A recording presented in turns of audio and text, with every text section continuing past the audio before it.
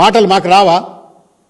మేము అనలేమా? ఇదే ప్రెస్ మీట్లో పెట్టుకొని రేవంత్ రెడ్డి గారి గురించో లేకపోతే కాంగ్రెస్ పార్టీలో ఉన్న పెద్దలు ఎక్కడెక్కడ ఏ క్లబ్లలో తిరుగుతున్నారు, ఏ పబ్బులలో తిరుగుతున్నారు, ఏ రాత్రిపూట ఎక్కడ పత్తాలు ఆడుతున్నారు, ఏ బిల్డింగ్లలో పోతున్నారు, ఇవన్నీ అనాలనా?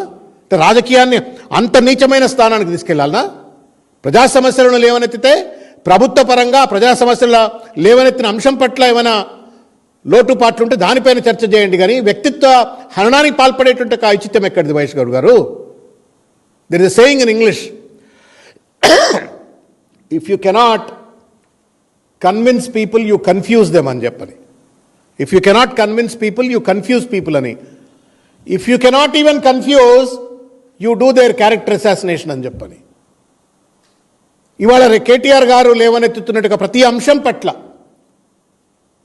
సమాధానం చెప్పుకోలేక, ప్రజల నుండి వస్తున్నటువంటి ఒక తీవ్రమైనటువంటి ఒక వ్యతిరేక జ్వాలలను తట్టుకోలేక, కేటీఆర్ గారికి ప్రజల పట్ల పెరుగుతున్నటువంటి ఒక బీఆర్ఎస్ పార్టీకి ప్రజల పట్ల పెరుగుతున్న ఆదరణను చూసి ఓర్వలేక అడ్డమైనటువంటి ఒక చిల్లర ప్రయత్నాలు చేస్తూ ఉన్నారు.